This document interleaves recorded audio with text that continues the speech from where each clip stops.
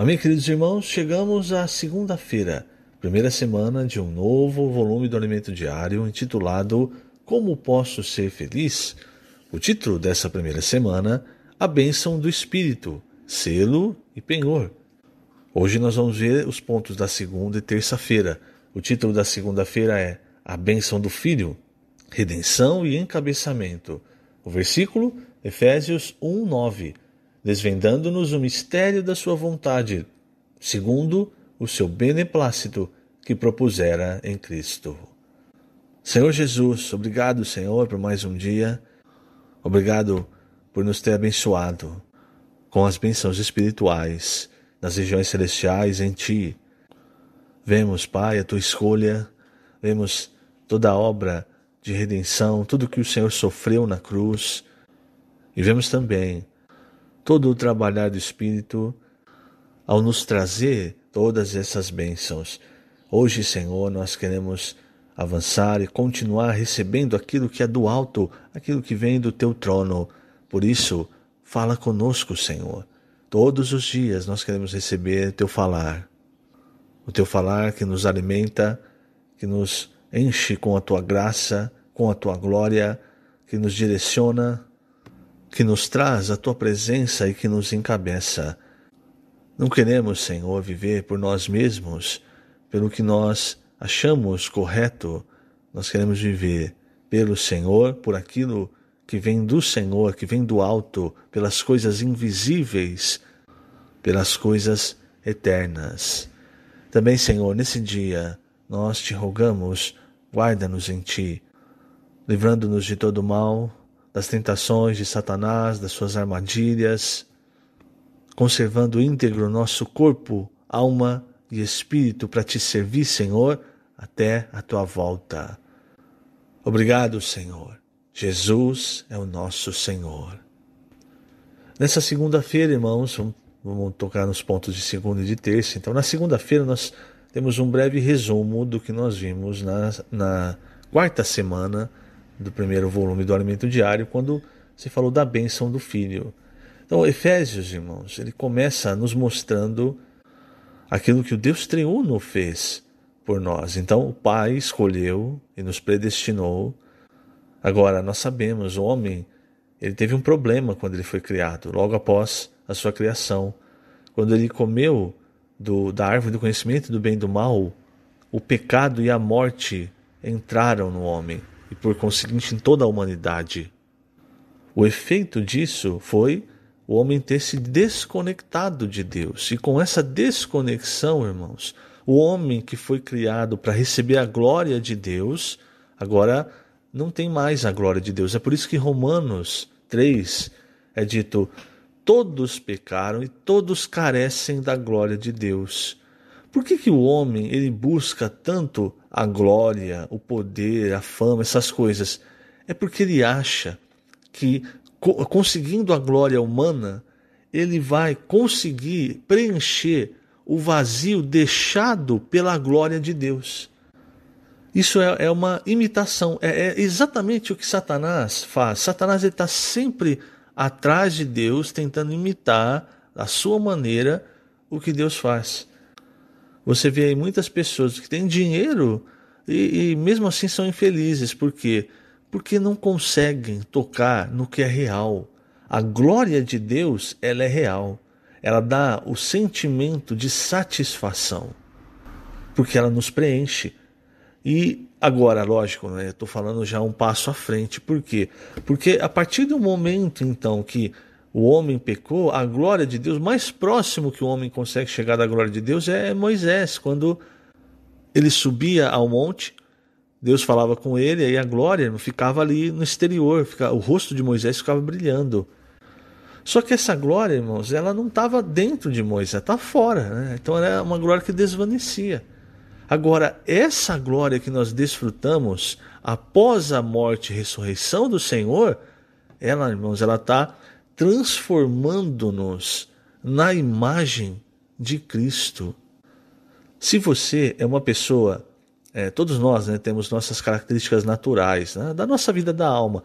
Tem uns que são muito briguentos, né? Aí você pensa assim, eu sou muito briguento. O que você precisa? Não adianta você pensar assim, eu preciso me acalmar mais. Porque a hora que vier alguma situação que você fica nervoso, você vai estourar e vai brigar com as pessoas, né? Então qual é a solução para você? A solução para você é receber da glória de Deus. Porque essa glória agora, ela não é mais exterior, ela não vai se desvanecer. Ela vai entrar em você e ela vai transformar você. E aí quando você menos esperar, aquela índole, né, aquela vida da alma briguenta, de repente você está mais em paz. Você já não é tão beligerante, você tem tranquilidade nas situações. Por quê? Porque você está sendo transformado na imagem de Cristo. Uma pessoa que é muito tímida, ela fala, não consigo falar a palavra, não consigo pregar o evangelho, não consigo compartilhar. O que essa pessoa precisa? Ela precisa de treinamento, ela precisa de... Pode até ajudar, mas não resolve o problema. O que essa pessoa precisa é da glória de Deus. Por quê? Porque novamente a glória de Deus ela entra e nos transforma à imagem de Cristo. E aí ela nos dá, como Paulo fala a Timóteo, ele diz que Deus não nos tem dado espírito de covardia. Então essa glória, irmãos, ela nos faz ser pessoas ousadas, que falam a palavra de Deus com espírito e com vida. Que é isso o que as pessoas precisam hoje. Doutrina, irmãos, até os ateus hoje eles sabem a doutrina da Bíblia. O que falta para as pessoas é espírito e vida. E, por conseguinte, a glória de Deus também entra. Quando uma pessoa, você está orando para uma pessoa, está pregando o evangelho, ela toca a glória de Deus que sai do seu interior. Não é? É uma comunicação de espírito para espírito. Então a glória que está em você, ela, através da sua oração, da sua pregação, da sua palavra, que na verdade é a palavra de Deus, a pessoa toca isso muda a vida da pessoa, porque é algo que ela está buscando e ela não sabe que ela está buscando. Sabe quando você está buscando algo que você nem mesmo sabe, mas aí você toca, aí você fala, é isso que eu quero. Por isso, irmãos, nós precisamos nos encher da glória de Deus. Hoje, nós não somos mais carentes da glória de Deus, por causa justamente da obra de redenção do Senhor Jesus. Em João, capítulo 1, o versículo 14 fala, o Verbo se fez carne e habitou entre nós, cheio de graça e de verdade, e vimos a sua glória, glória como do unigênito do Pai. Olha, irmãos, o que a palavra de Deus traz para nós? Ela traz graça, ela traz verdade. Essa verdade não é o conceito de certo e errado. Isso que eu toco, isso é o que eu desfruto. Quando se fala de verdade, irmão, nós estamos falando de realidade. O que significa isso? Tudo o que passa não pode ser simplesmente chamado de verdade. Por quê? Vamos supor, hoje eu estou aqui. Amanhã pode acontecer alguma coisa, irmãos, e meu corpo não está mais aqui. Você tem na sua casa aí uma cadeira. Amanhã pega fogo, não tem mais essa cadeira. Então, hoje é uma verdade. Amanhã não é mais. Hoje você acha uma coisa. Amanhã você já acha outra coisa, que outra coisa é verdade. Então, essa verdade baseada na árvore do conhecimento do bem e do mal, no conceito de certo e errado, não é isso que está falando aqui. Não é essa a verdade. A verdade que a palavra de Deus traz é aquilo que é eterno. Deus é eterno. Quando Deus chega, então nós temos o sentimento de realidade, de algo que não vai mudar, de algo que não vai desaparecer, que não vai morrer. Você entende? É isso que a palavra de Deus nos traz. A realidade daquilo que é eterno. É como Paulo fala em 1 Coríntios 4. Que nós não andamos pelas coisas visíveis, mas pelas que nós não vemos, porque essas são reais, elas são eternas. Então tudo que passa, irmãos, não dá para chamar de realidade, de verdade, de acordo com a Bíblia. É lógico que você hoje você está aqui, então eu dei o exemplo da cadeira, você tem a cadeira, mas o que eu quero que você perceba é o que Deus trouxe para nós. Tudo que Satanás criou, irmãos, é uma ilusão. É algo para nos enganar no momento, para nos deixar... É como quando você deixa uma criança brincando com alguma coisa ali para você poder fazer outra coisa. Então, é isso. Então, Satanás, irmãos, ele está tentando desviar o homem do que é real, que é a palavra de Deus, que é eterno, o próprio Deus. Então, quando o Senhor Jesus se fez carne, ele trouxe essa palavra, o verbo, né? E é muito interessante o João Ferreira de Almeida usar o verbo, né? Ele não usa simplesmente a palavra. Por quê? Porque quando você usa um verbo ele não é simplesmente uma palavra. Todo verbo, ele transmite uma ação. O que quer dizer que o Senhor Jesus, como a palavra, ele não veio simplesmente para ficar olhando as coisas acontecerem. Ele veio para agir na humanidade, ele veio para mudar a humanidade.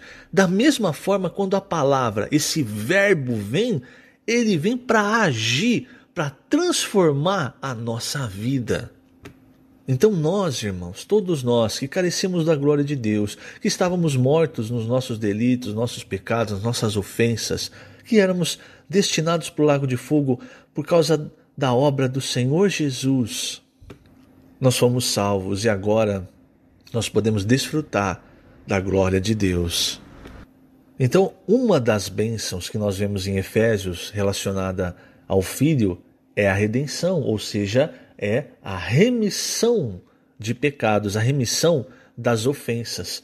A obra de Cristo, irmãos, ela é tão completa, ela é tão perfeita, que veja só, quando o apóstolo João fala sobre os pecados, e aí ele não está falando mais apenas dos pecados de outrora, né? Porque quando nós fomos salvos, nós recebemos a redenção, a lavagem, né?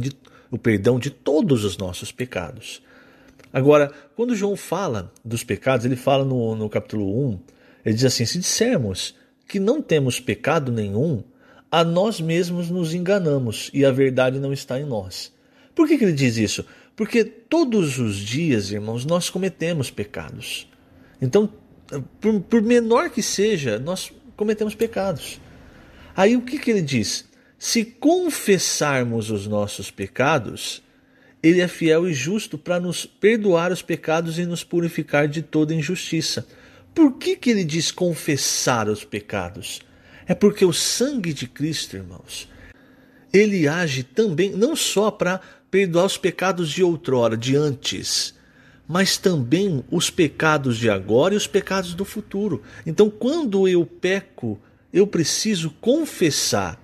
E o sangue de Jesus, como diz o versículo 7, purifica de todo pecado.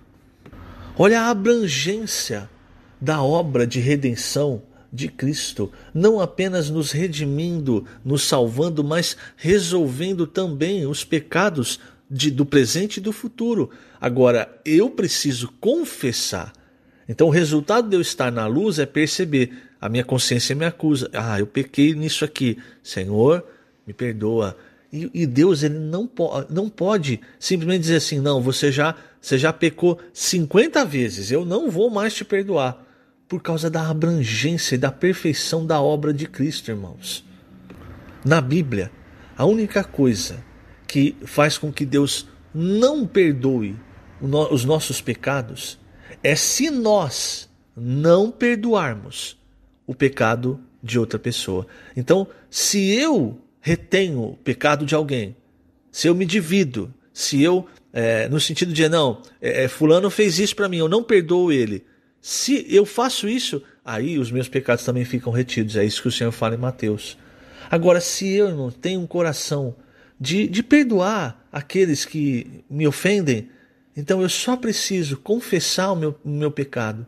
Me arrependendo, lógico, né? Não posso confessar de maneira falsa. Então eu preciso confessar e o sangue de Jesus me purifica. Olha o tamanho, a perfeição dessa obra. E para avançar, né, por causa do tempo, então, com relação à bênção do Filho, nós vimos a redenção e também há o encabeçamento. Porque após a redenção, nós não fomos simplesmente deixados de lado. Olha, eu redimi você, eu salvei você dos seus pecados, agora você vive aí do seu jeito, de uma maneira decente. Não é assim. O que o Senhor fez? Assim que nós fomos redimidos, que nós fomos salvos, nós fomos transferidos para a igreja, que é a realidade do reino dos céus. E na igreja, irmãos, qual que é o objetivo da igreja? É encabeçar, fazer convergir em Cristo todas as coisas. Então, primeiramente, a igreja, eu na minha vida pessoal, na minha família, eu preciso ser encabeçado. O resultado de eu ser encabeçado é que a igreja também, né, com todos os irmãos, vai sendo encabeçada. E o resultado é que as coisas ao redor, o mundo também vai sendo encabeçado em Cristo. Então esse é o plano de Deus. Veja o Alimento Diário, página 8, no terceiro parágrafo. Em Efésios 1, vemos que o propósito de Deus, ao colocar a igreja sob o encabeçamento de Cristo, é fazer com que Cristo encabece todas as coisas, tanto as do céu como as da terra, igual está no versículo 9. Isso ocorrerá na dispensação da plenitude dos tempos. O termo dispensação em grego é oikonomia, que diz respeito à execução de um plano, cujo objetivo é que a vontade de Deus seja feita na terra. O encabeçamento de Cristo sobre todas as coisas será consumado na dispensação da plenitude dos tempos. Então hoje, irmãos, é isso que nós estamos vivendo. É o Senhor, na realidade, nos encabeçando. Então eu preciso olhar para a minha vida, eu preciso olhar para a minha família e perceber: o Senhor é o cabeça ou eu ainda tomo as decisões que eu acho melhor para mim e para a minha família? Eu consulto o Senhor quando eu vou tomar alguma decisão ou só quando dá alguma coisa errada e eu me arrependo e vou até o Senhor? Então tudo isso, irmão, mostra o quanto ainda falta ou o quanto nós já estamos sendo encabeçados por Cristo. Muito bem, vamos agora para terça-feira. Terça-feira, fomos escolhidos e designados para ser a herança de Deus. O versículo, Efésios 1:11. Nele digo, no qual fomos também feitos herança, predestinados segundo o propósito daquele que faz todas as coisas, conforme o conselho da sua vontade. Muito bem, veja, irmãos, esse versículo, o versículo 11, é um versículo muito rico, porque ele nos mostra, novamente ele fala da predestinação, certo? Então ele fala, nele, em Cristo, fomos também feitos herança. Veja, irmãos, quer dizer, nós somos herança de Deus, predestinados segundo o propósito daquele que faz todas as coisas, conforme o conselho da sua vontade. Nós somos acostumados a dizer que Deus é a nossa herança, não é? Mas você já percebeu que nós somos a herança de Deus, a herança de Cristo? Aí você pode dizer assim, não é? Ah, que isso, mas eu não sou nada para ser herança do Senhor. É verdade, eu pensei, a hora que eu li esse versículo que eu estava lendo o Alimento Diário, eu pensei a mesma coisa, eu não sou nada. E aí veio um sentimento do Espírito, você não é nada, mas ao mesmo tempo você é muito difícil de ser ganho. Eu percebi, irmãos, o trabalho que Deus tem para ganhar o meu coração. Por um lado, ele me escolheu, me predestinou, e como nós vemos no Alimento Diário, a reação foi a fé. Então a predestinação, a escolha, a salvação, o Senhor escolheu e a salvação veio pela fé. Mas até para isso, irmãos, Deus sabia o momento certo que a palavra ia tocar, falando da minha experiência agora, o meu coração, e eu iria crer. E a partir desse momento, o que o Senhor tem feito?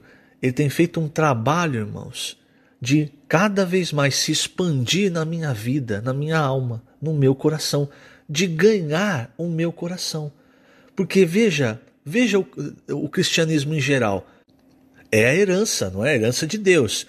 A gente, olhando para o futuro, sabe, na Nova Jerusalém vai estar tudo ótimo, a herança está garantida.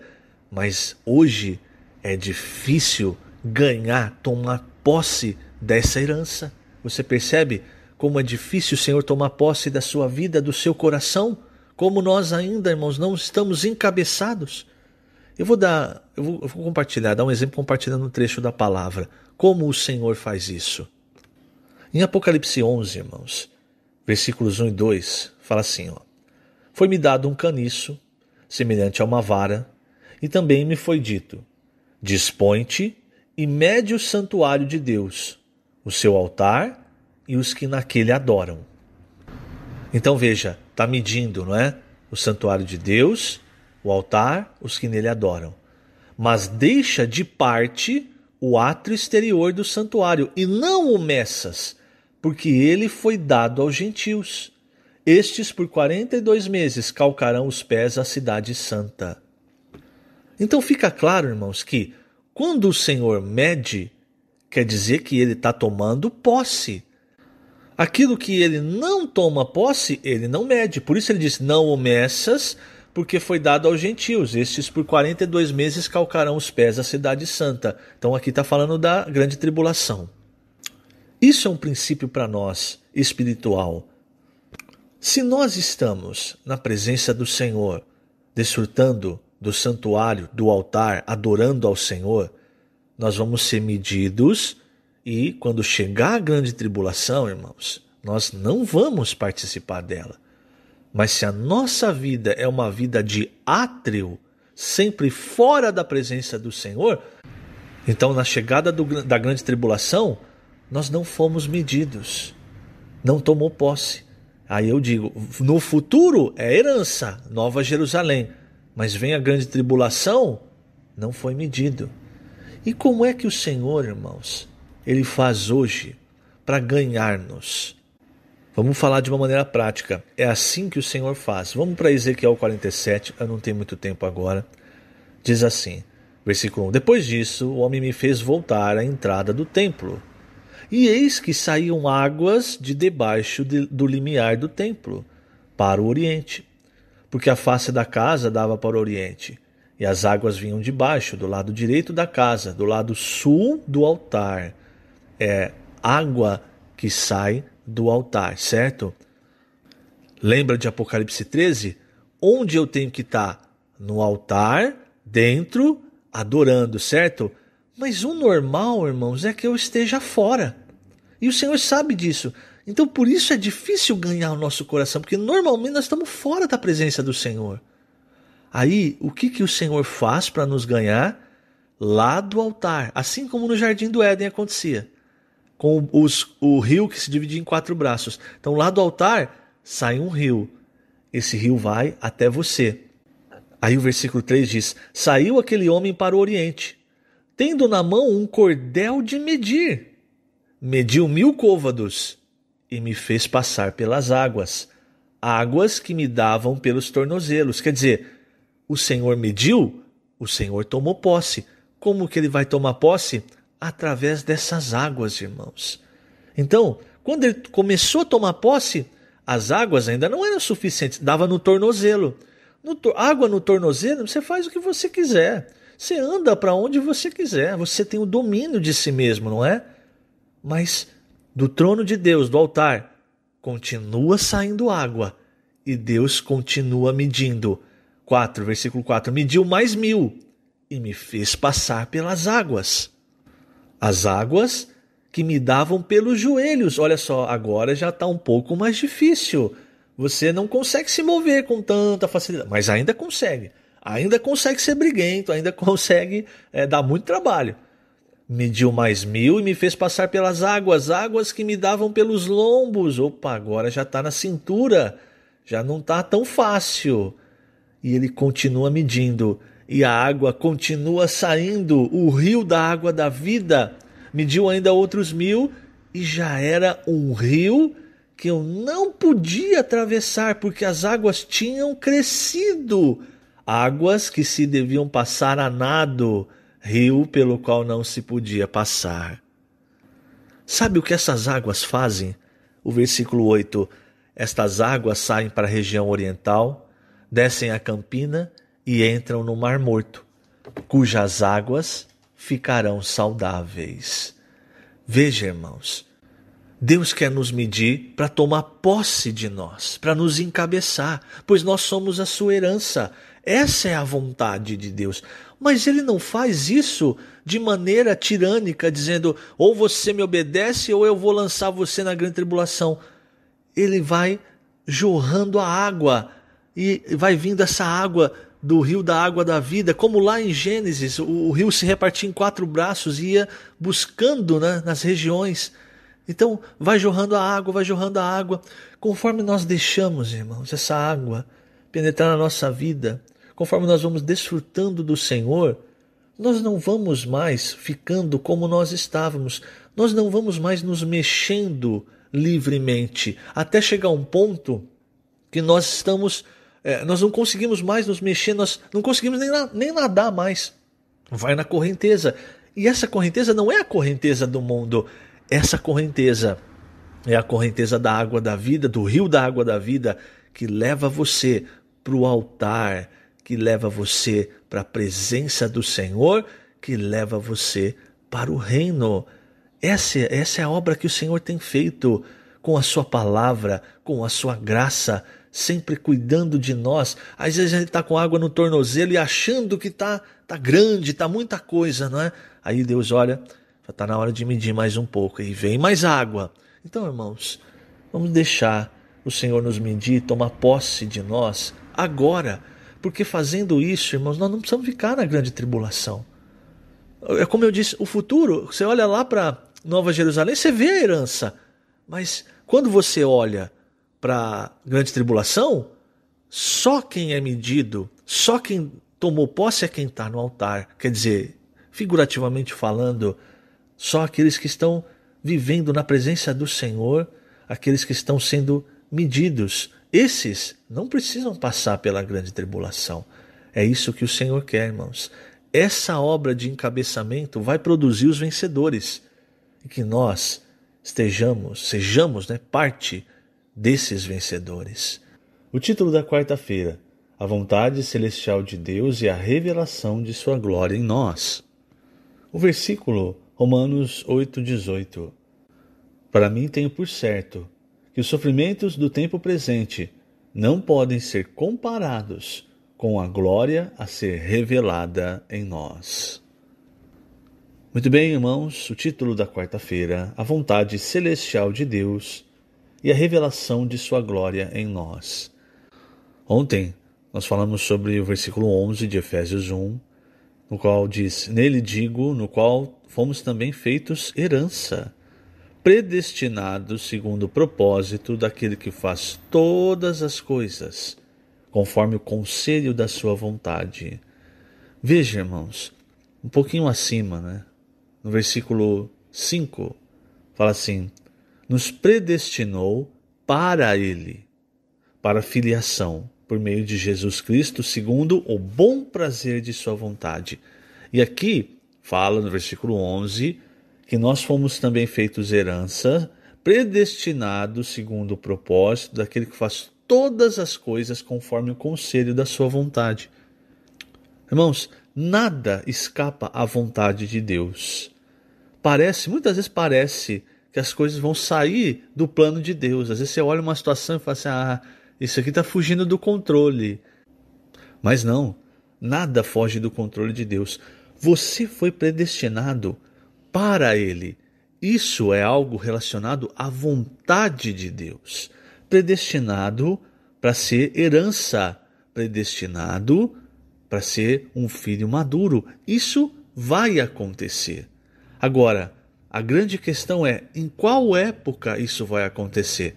Nós vamos crescer em vida para não precisar, para ser filhos maduros, para ser totalmente ganhos pelo Senhor, como nós vimos ontem, Totalmente, o Senhor toma posse de todo o nosso ser, antes da grande tribulação, durante a grande tribulação, após a grande tribulação, quer dizer, durante o milênio. Então, em um momento isso vai acontecer. Agora, o que nós queremos, irmãos, o desejo do nosso coração, e o desejo do coração de Deus é que isso aconteça o mais rápido possível. E no final, irmãos, o que vai sobrar? No final só vai sobrar aquilo que Deus produziu em nós. É como nós temos visto a questão da eternidade, a questão da verdade. Paulo, ele diz para os coríntios que no final a fé não vai mais existir e nem a profecia. Por que ele fala? Porque nós não vamos mais precisar de fé, porque nós vamos estar vendo o Senhor face a face. E também não vamos mais precisar de profecia. O que é a profecia? É o homem falando a vontade de Deus, falando por Deus. Mas a verdade, que é a palavra de Deus, que é o próprio Deus, essa vai existir sempre, porque a verdade, irmãos, ela é eterna. Então, no futuro, no reino, na Nova Jerusalém, não vai mais haver necessidade do homem falar por Deus, porque Deus vai estar ali falando. Agora, a palavra de Deus, a verdade, o próprio ser de Deus, esses são eternos. Então, o que eu quero dizer com isso? Que Deus, irmãos, Ele está trabalhando em nós para infundir em nós, e aí hoje sim, a necessidade da profecia, dos profetas, enfim. Então Deus está trabalhando a sua palavra em nós, a sua verdade, que é a única verdade, né? Para que, e com isso, né, cada vez que a palavra entra em nós, entra a glória de Deus, a glória de Deus é infundida. E isso, no final, como nós vamos ver o dia de hoje, isso vai ser revelado. Por quê? Porque essa capa que nós temos, essa capa terrena, uma hora, irmãos, ela vai se dissolver. Então tudo que não é a verdade, tudo que não é eterno, vai se dissolver, vai acabar. E só vai restar aquilo que Deus produziu em nós. É por isso que no final do livro de Hebreus, no capítulo 12, ali no finalzinho do capítulo 12, fala assim: tende cuidado, não recuseis ao que fala. Pois se não escaparam aqueles que recusaram ouvir quem divinamente os advertia sobre a terra, muito menos nós, os que nos desviamos daquele que dos céus nos adverte. Aquele cuja voz abalou então a terra. Agora, porém, ele promete dizendo: ainda uma vez por todas farei abalar não só a terra, mas também o céu. Ora, esta palavra, ainda uma vez por todas, significa a remoção dessas coisas abaladas, como tinham sido feitas, para que as coisas que não são abaladas permaneçam. O que quer dizer? Que a palavra de Deus, irmãos, ela abala em nós e tudo que não foi construído e produzido por Deus. E quando ela abala isso, irmãos, é o Senhor retirando essas coisas que foram abaladas para só permanecer o que é inabalável, o que é eterno. E aí ele fecha dizendo: por isso, recebendo nós um reino inabalável, retenhamos a graça, pela qual sirvamos a Deus de modo agradável, com reverência e santo temor. Então hoje, irmãos, há muitas coisas terrenas em nós, como por exemplo o nosso corpo. Mas isso é como um casulo. Eu vou ler até essa parte do alimento diário. Veja só, na página 12, a partir do terceiro parágrafo. Deus deseja fazer algo espiritual, criar algo celestial aqui na terra, por meio da humanidade. Em nosso corpo somos limitados ao tempo e espaço. Deus fez o corpo do homem do pó da terra, contudo seu espírito e alma não são terrenais.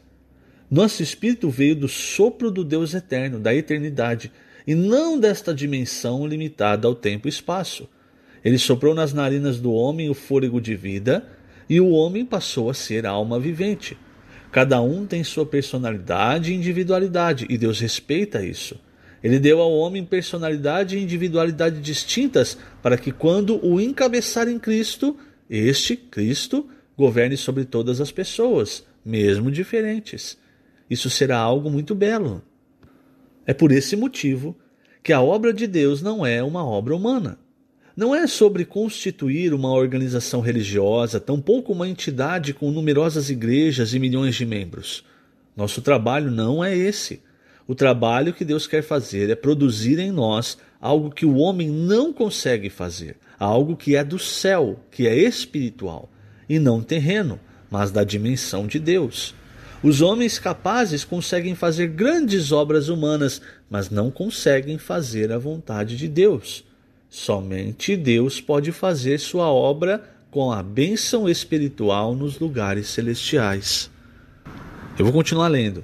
Diante disso, vemos que Deus quer usar-nos como canais para a atuação de seu poder e de sua capacidade. Quando se acha capaz, o homem faz uma obra humana, mas quando deixa o poder de Deus atuar, a obra de Deus é feita. A igreja é resultado da vontade de Deus. Nenhum de nós morreu pela igreja, derramou seu sangue para realizar a redenção e gerar a igreja. Somente Cristo foi capaz disso. Portanto, a edificação da igreja só pode ser realizada por ele. Quanto a nós, precisamos ser pessoas de espírito contrito e humilde, coração quebrantado, arrependido e nunca arrogante, pois a arrogância do homem o leva à ruína. O orgulho do homem o leva à perdição. Nosso caminho não é o da soberba, nosso caminho é o da humildade. Quando reconhecemos que nada podemos fazer e confiamos na palavra de Deus para fazer a sua obra, Deus mesmo age. Então, mas por que eu li esse trecho? Porque é rico, não é? Você perceber que Deus está fazendo. E Deus, Ele quer nos usar, mas Ele não quer usar a nossa capacidade, a nossa força, a nossa inteligência. Deus, irmãos, Ele quer nos usar como essas ferramentas, para que a partir do seu Espírito fluindo de nós alcancemos as pessoas. E com relação a nós, irmãos, Deus então Ele está produzindo algo em nós. Essa glória que Paulo fala em 2 Coríntios 3,18, que ele fala que nós somos transformados de glória em glória, então isso está enchendo o nosso ser. Em 1 Coríntios 15, Paulo, ele diz, um vai ter uma glória, outro vai ter outra glória. Isso quer dizer, depende do tanto que você se encheu hoje. Mas no final, irmãos, no final vai haver a revelação dos filhos de Deus. É o que aí nós vemos em Romanos 8,18. Por isso, não deixe que nenhum sofrimento limite você, no sentido de desistir do caminho de Deus pelos sofrimentos. Porque, veja, Paulo diz no versículo 18, porque para mim tenho por certo que os sofrimentos do tempo presente, quer dizer, nós estamos no tempo, nós estamos com o nosso corpo, porque o nosso corpo, irmãos, ele é ligado ao tempo, às coisas terrenas, nós sofremos. E por causa da vida da alma, irmãos, que tomou conta da nossa alma, que a nossa alma é uma coisa, é original de Deus. A vida da alma é algo que se originou do pecado. É o ego, o eu, é isso que faz a nossa alma sofrer. O homem procura o que ele precisa, que é a glória de Deus, o que ele carece. A vida da alma não deixa, porque a vida da alma, que é a glória, para si. Você percebe a diferença? É como se você tivesse um parasita em você. Como não, né? É assim. Um parasita sugando tudo o que você precisa para viver. Essa é a vida da alma. Esse é o velho homem. Isso é terreno. Mas o nosso espírito, a nossa alma, não, isso vem de Deus. E é isso que Deus está enchendo. E uma hora o que vai acontecer? Porque para mim tenho por certo que os sofrimentos do tempo presente não podem ser comparados com a glória a ser revelada em nós. Isso é muito importante, porque ele não fala simplesmente com a glória a ser revelada. Ele fala que essa glória vai ser revelada em nós, porque ela está dentro de nós. O Senhor tem infundido a sua glória para dentro de nós. E até a criação sente isso. Então Paulo fala, a ardente expectativa da criação aguarda a revelação dos filhos de Deus. Oh, mas peraí, mas eu não sou um filho de Deus? Você é, eu sou, mas qual filho de Deus? Que tipo de filho de Deus nós somos? Filhos tecnon, recém-nascidos ou filhos maduros? Porque aqui, irmãos, aqui o filhos que Paulo está falando é ruiós. Aqui não é qualquer filho, é o filho maduro. É quando ele é capaz de assumir os negócios do Pai. E veja, versículo 19, a criação está sujeita à vaidade, não voluntariamente, mas por causa daquele que a sujeitou, na esperança de que a própria criação será redimida do cativeiro da corrupção. O que é o cativeiro da corrupção, irmãos? É a morte. O que quer dizer que a partir da liberdade, ele fala aqui, para a liberdade da glória dos filhos de Deus, que a partir do momento em que o reino chegar, os filhos de Deus forem revelados, irmãos, esse cativeiro da corrupção não vai mais existir nem na criação, irmãos. Porque sabemos que toda a criação a um só tempo geme e suporta angústias até agora. E não somente ela, mas também nós, que temos as primícias do Espírito, igualmente gememos em nosso íntimo, aguardando a filiação, a redenção do nosso corpo. E o que ele quer dizer aqui? Porque veja como há essa separação. No nosso íntimo, irmãos, nós também, aquilo que Deus produziu em nós, geme. junto com o Espírito de Deus, clamando: você precisa crescer, você precisa de mais glória, você precisa ser transformado, porque quanto mais transformado você for, mais liberto do resultado da corrupção, das coisas que ainda nos assolam. Quanto mais espírito, menos vida da alma, menos as coisas dessa terra, as coisas naturais vão me assolar. Então ele diz: igualmente gememos em nosso íntimo, aguardando a filiação. O resultado da filiação, irmãos, é a redenção do nosso corpo. Então hoje nós estamos recebendo a glória de Deus. Vai chegar um momento, irmãos, que essa glória vai romper a casca desse corpo frágil. E aí, quando o Senhor voltar, Ele vai transformar o nosso corpo no corpo como o da sua ressurreição. É o que Paulo diz em Filipenses 3. Por isso Paulo fala da redenção do nosso corpo. Então, querido irmão, querida irmã, veja como é rico esse trecho, é rico o que o Senhor tem feito conosco.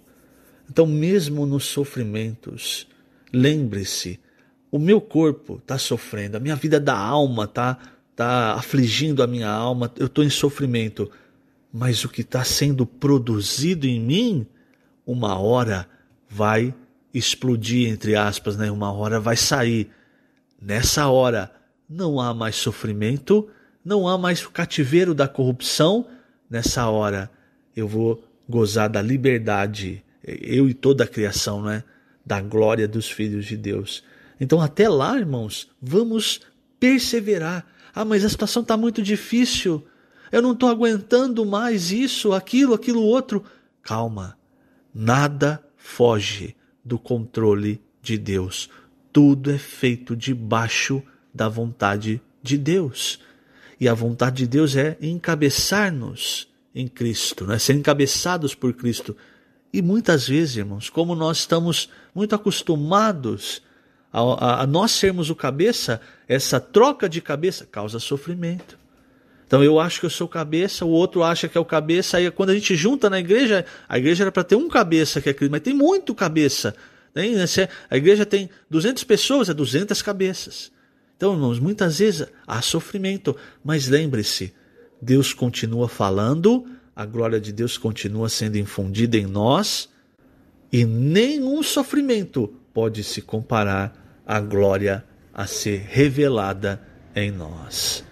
O título da quinta-feira: Predestinados por Deus e selados pelo Espírito.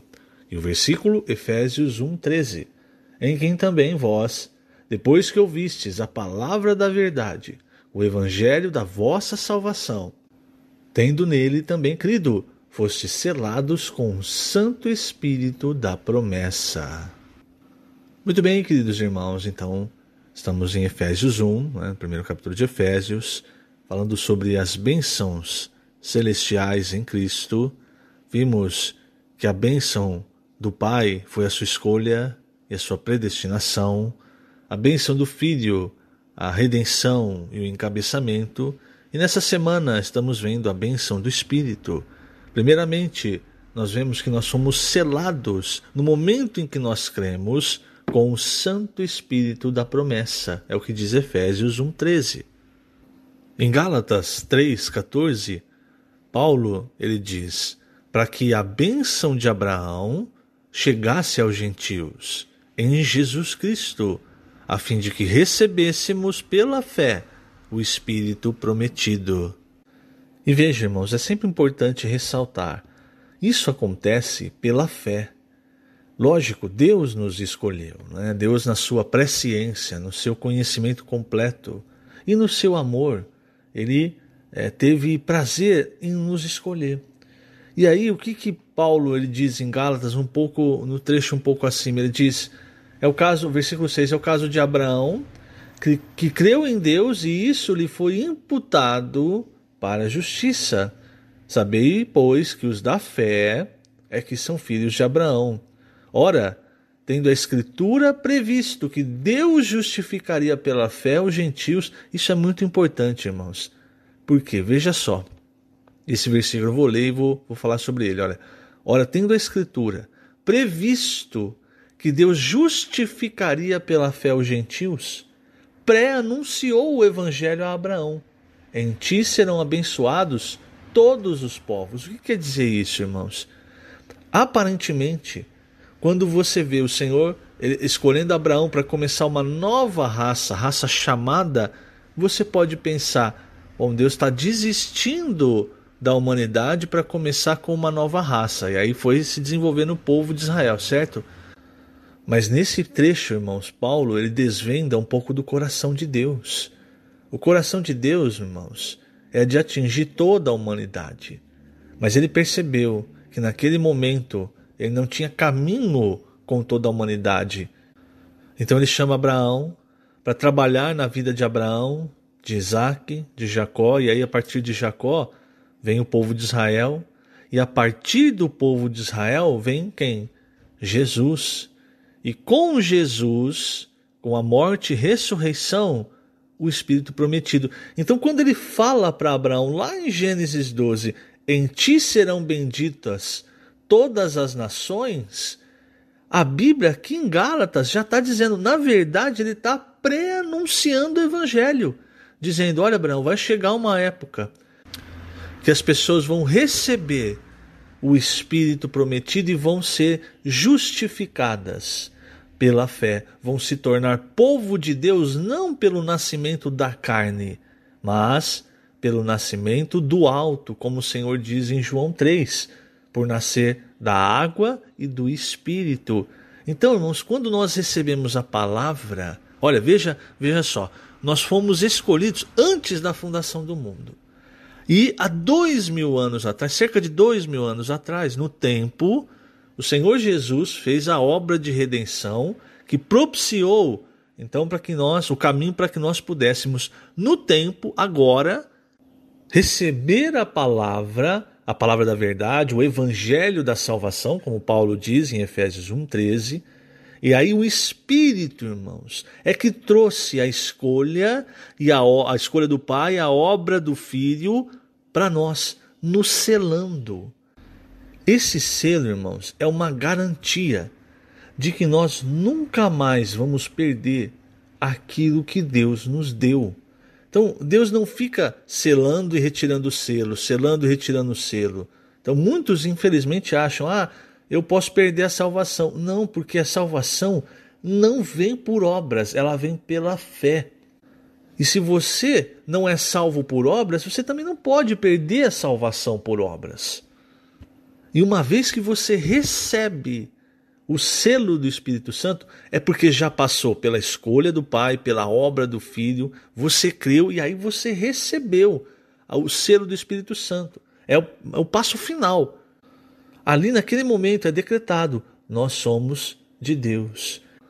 Então não perde mais a salvação, você não se perde mais de Deus. Lógico que você pode ter momentos de crise na sua fé, ter momentos em que você fala assim, não, eu não quero, a pessoa pode receber a salvação, mas depois escolher viver no mundo. Mas isso, irmãos, aí vai ser julgado no tribunal de Cristo para galardão, quer dizer, recompensa ou punição, que vai acontecer no reino milenar. Eu não vou abordar isso hoje.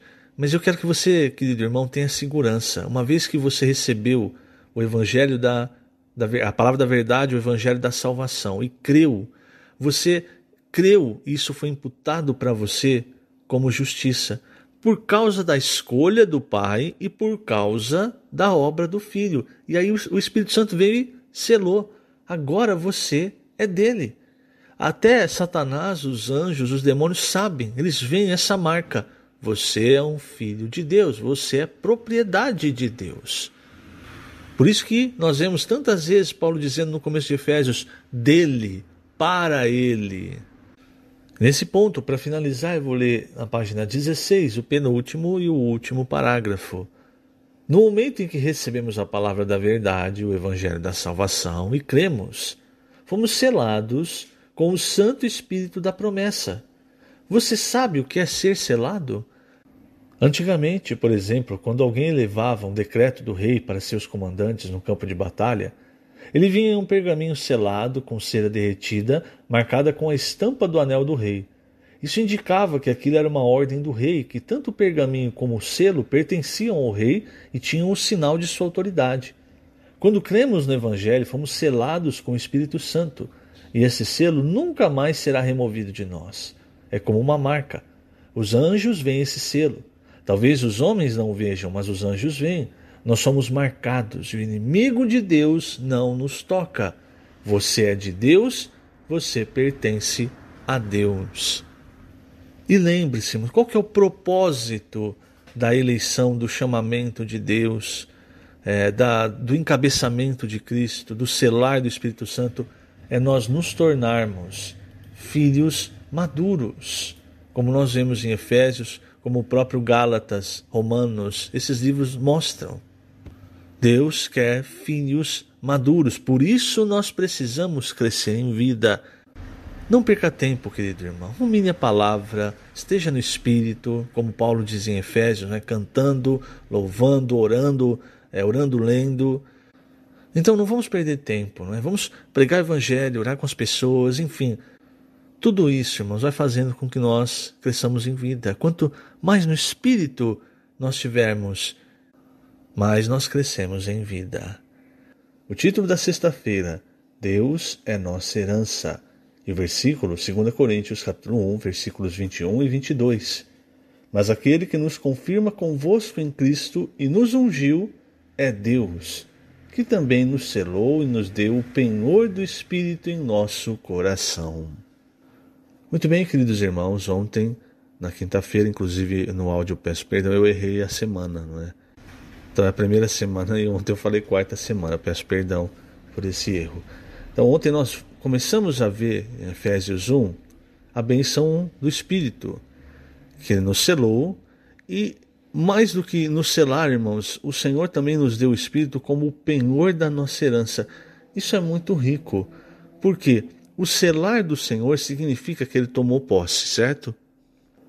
Então, Ele nos escolheu, nos predestinou, o Filho redimiu-nos com a sua obra na cruz, e no tempo, enquanto nós vivíamos o Espírito, em determinado momento, quando nós cremos, Ele veio e nos selou. O que Deus selou, irmãos, Ele não retira o selo, Ele não nos dá o seu Espírito e depois retira de nós o seu Espírito. E o mesmo acontece quando nós falamos do penhor do Espírito. Então, no versículo 14 de Efésios 1, Paulo diz o qual é o penhor da nossa herança, ele está falando do Espírito, até o resgate da sua propriedade em louvor da sua glória. O que significa ser o penhor da nossa herança? Significa, irmãos, que Deus, você sabe, uma loja de penhores, então você quer pegar determinado valor, você vai lá e, por exemplo, penhora um relógio. Esse relógio vale, por exemplo, 10 mil reais, aí você vai lá e pega 2 mil reais. Você tem que pagar, então tem um preço que você precisa pagar para ter de volta esse relógio.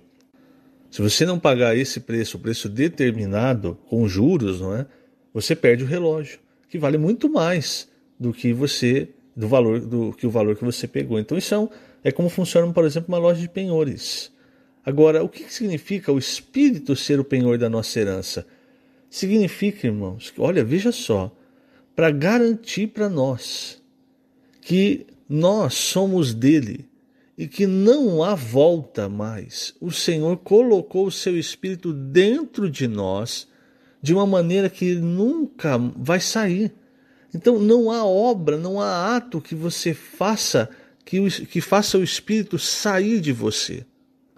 O Espírito Santo dentro de nós é uma garantia de que, pelo menos até a Nova Jerusalém, nós vamos ter o que Deus nos prometeu. O que Deus quer é que isso seja ainda bem antes, Que já no reino milenar nós já estejamos desfrutando da herança que o Senhor reservou para nós. Mas, infelizmente, muitos cristãos terão ainda de passar por um período de disciplina na volta do Senhor. Mas após esse período, irmãos, o Espírito que está em nós, ele é a garantia de que nós vamos entrar, fazer parte da Nova Jerusalém, como o novo céu, a nova terra. Eu vou ler aqui na página 17, no último parágrafo, veja. Em Efésios lemos, o qual é o penhor da nossa herança, até o resgate da sua propriedade, em louvor da sua glória. Quanto ao selo, ficou claro que recebemos quando cremos em Jesus. Então Deus nos selou com o seu Espírito Santo, que entrou em nós e se tornou uma marca diante dos anjos, indicando que somos sua propriedade exclusiva. Mas o que significa penhor? Penhor é uma garantia, é um aval que nos dá a segurança de que Deus é nossa herança. Nesse caso, o sentido é invertido em relação ao significado de selo. O selo indica que nós somos a herança de Deus, mas o penhor dá a garantia de que Deus é nossa herança, de que Ele nos pertence. E não somente Ele nos pertence, mas o Espírito Santo que Ele nos deu como penhor é nosso antegozo, ou seja, podemos desfrutar antecipadamente de uma fração da herança que Deus é para nós. Na volta do Senhor, irmãos, principalmente no reino, se nós formos vencedores, não vai mais haver, irmãos, esses problemas que nós passamos hoje na nossa vida humana. Eles ficaram para trás. Tristeza, morte, na Nova Jerusalém principalmente, ali fica muito claro. Tristeza, morte, choro, todas essas coisas já passaram. Aí você pode pensar assim, puxa, como eu queria que chegasse logo, não é? Mas aí é que está, por isso esse trecho, irmãos, é muito rico, porque ele nos mostra o Espírito que Deus nos deu, ele é o antegozo, quer dizer, toda vez que nós exercitamos o nosso Espírito e tocamos o Espírito de Deus, nós temos, irmãos, esse antegozo das coisas que vão vir. Ou seja, se você tem tristeza, exercite o seu Espírito, você vai tocar o Espírito de Deus, o Senhor vai ser o seu consolo. Se você tem qualquer situação de morte, situação negativa que você esteja passando, enfim, na igreja, sempre o caminho é sempre ir ao Espírito, porque ali não há mais coisa negativa. Você entende, então, o antegozo? Mas qual é o problema? Porque nós queremos resolver as coisas com as nossas mãos. Ah, não, aqui então é melhor eu falar isso. Não, aqui é melhor eu fazer isso. É a minha mão. E a minha mão é da velha criação. E na velha criação vai haver conflito, vai haver choro, vai haver tristeza. Mas o Espírito que Deus colocou dentro de mim é o antegozo de uma época que não vai mais haver choro, não vai mais haver tristeza, não vai mais haver conflitos entre nós. Por isso, nós precisamos exercitar mais o nosso espírito. Pois todo aquele que se une ao Senhor é um espírito com Ele. E toda vez que você se volta ao Espírito, Ele está ali e está testificando para você quem você é.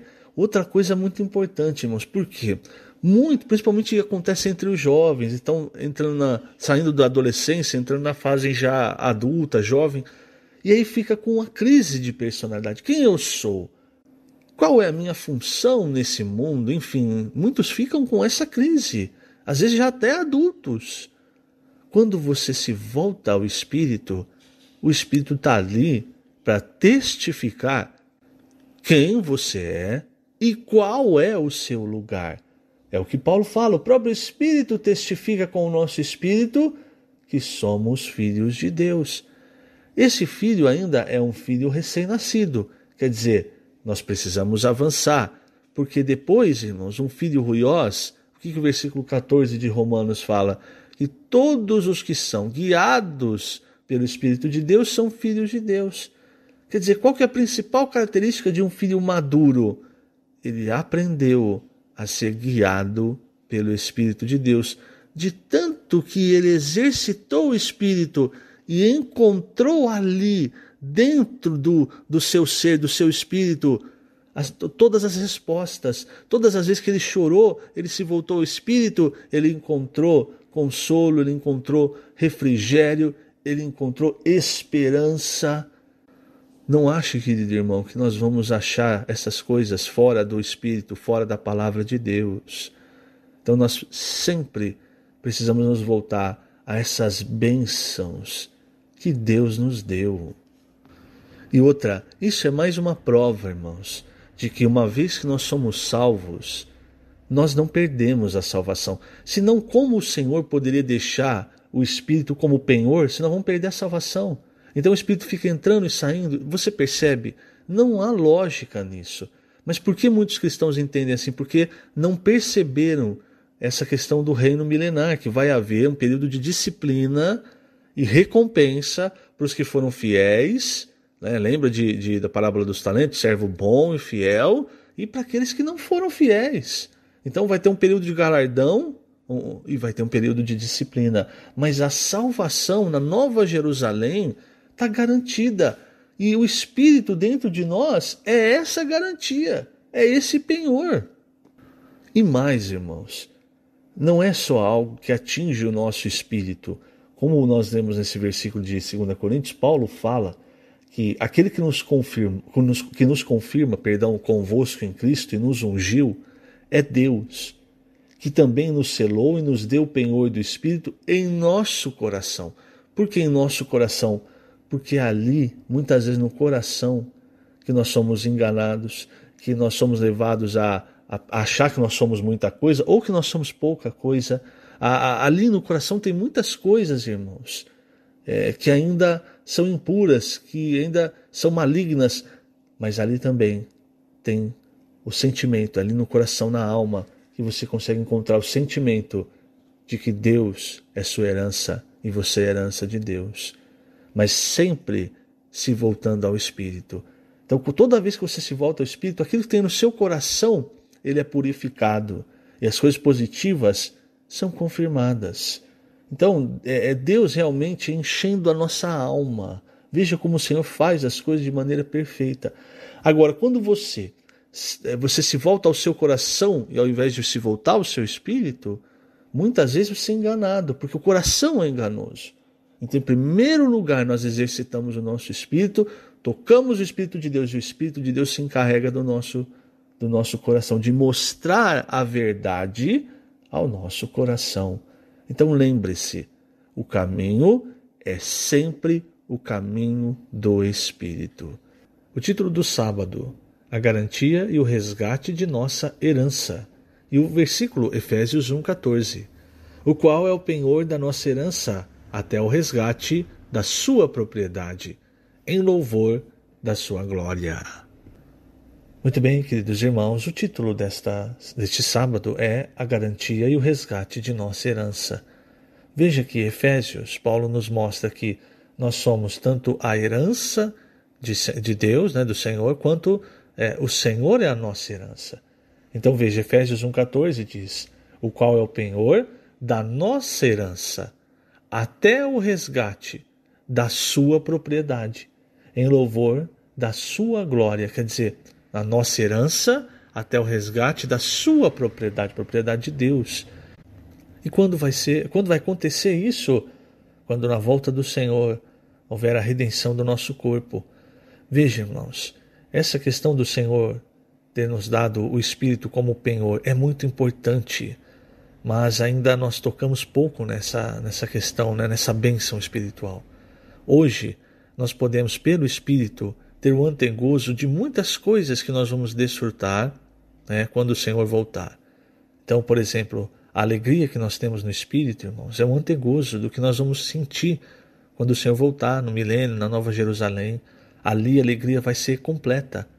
O amor, às vezes você pensa, eu não consigo, eu nunca vou conseguir amar aquela pessoa, amar aquele irmão. Mas é porque hoje tem algo que nos atrapalha. Em Gálatas, Paulo ele diz que a carne milita contra o Espírito e o Espírito milita contra a carne. Eles são opostos entre si. Isso quer dizer, irmãos, que o inimigo do Espírito é a nossa carne. E isso também mostra que muitas coisas que nós poderíamos desfrutar, nós não desfrutamos por causa da nossa carne. A nossa carne limita, irmãos, o nosso desfrute. Então o Senhor nos deu o Espírito como penhor para nós termos um antegozo. Mas é só quando nós não tivermos mais essa carne do pecado que nós vamos ter o desfrute completo. Veja aqui no Alimento Diário, página 19, no 2º parágrafo. Hoje você tem uma amostra da propriedade, que é o próprio Deus como sua herança. Você tem um antegozo e já pode desfrutar dessa amostra. Se apenas a amostra já nos dá tanto gozo, como será o desfrute quando resgatarmos a propriedade toda? Deus é muito rico. Se essa amostra que recebemos e desfrutamos já não tem fim, imagine o resgate completo dessa propriedade. O penhor indica que Deus é nossa herança e o Espírito Santo é a garantia de que um dia herdaremos plenamente o próprio Deus. Por exemplo, hoje sabemos que Deus é amor e assim desfrutamos da amostra que o Espírito nos dá do amor de Deus. Mas naquele dia, desfrutaremos plenamente o próprio Deus, que é amor. Sentiremos algo que nunca sentimos.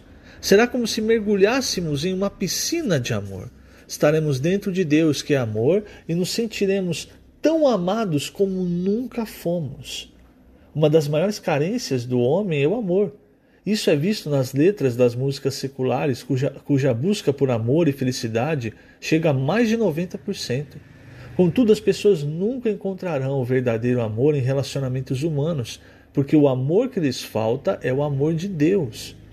Hoje temos uma pequena amostra, um penhor do Espírito Santo dentro de nós, para que tenhamos a experiência do amor de Deus. Mas naquele dia teremos toda a propriedade, teremos toda a herança. Deus, que é amor, será nossa herança e desfrutaremos em plenitude do fato de que Deus é amor.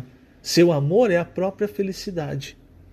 Então veja, irmãos, isso é um grande encorajamento para nós. Porque você pode ter o sentimento hoje, às vezes até por questão de doenças da alma, você pode ter um sentimento de que essa vida não vale a pena, um sentimento ruim, uma emoção danificada, uma alma danificada, enfim. Mas querido irmão, querida irmã, tente ao máximo exercitar o seu espírito.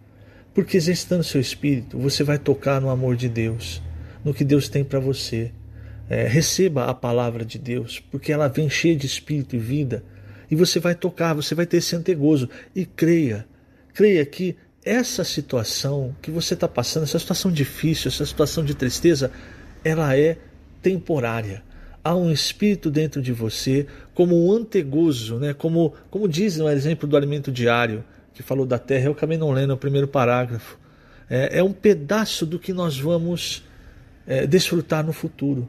E lógico, quando nós exercitamos nosso espírito, nós já desfrutamos tanto, irmão, nós nos sentimos tão felizes, desfrutando do amor de Deus, provando o amor de Deus, a vida, o espírito.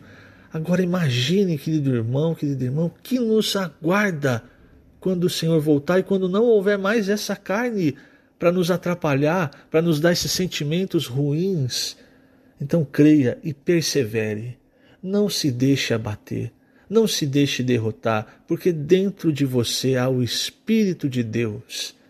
E o Espírito de Deus, irmãos, ele pode vivificar todas as situações. Sempre que houver a vida de Deus, ela vai tragar a morte. Creia nisso.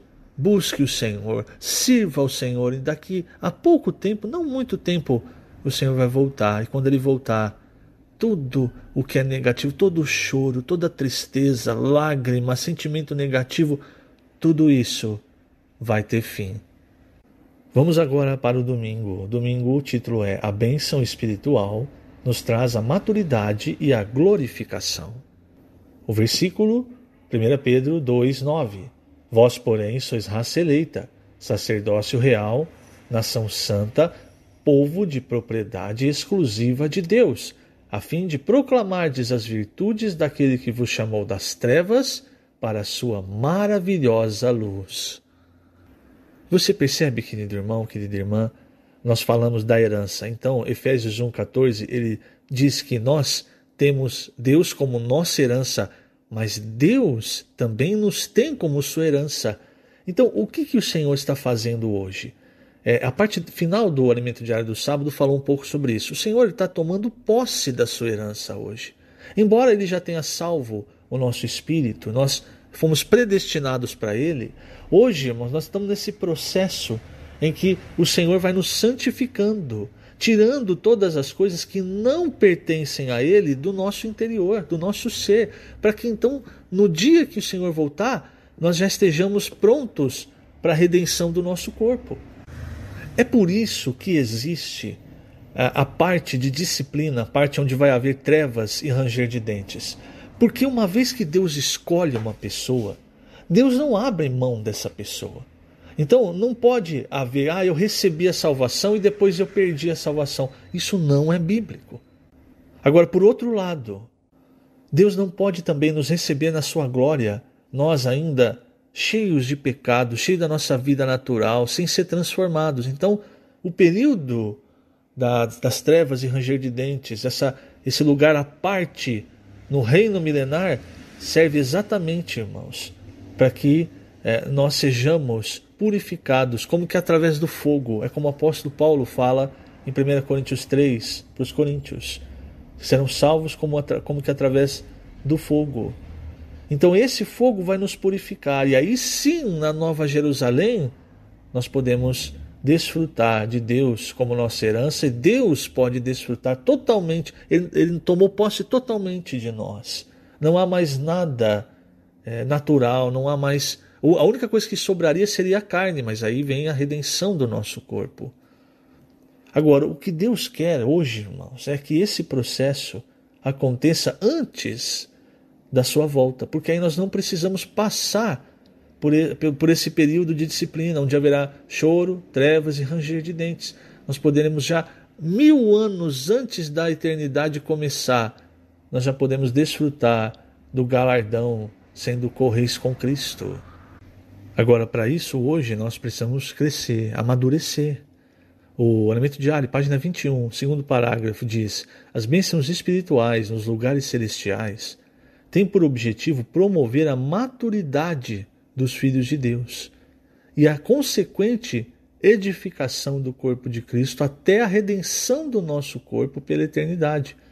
A igreja é o povo de propriedade exclusiva de Deus, comprada com o seu sangue.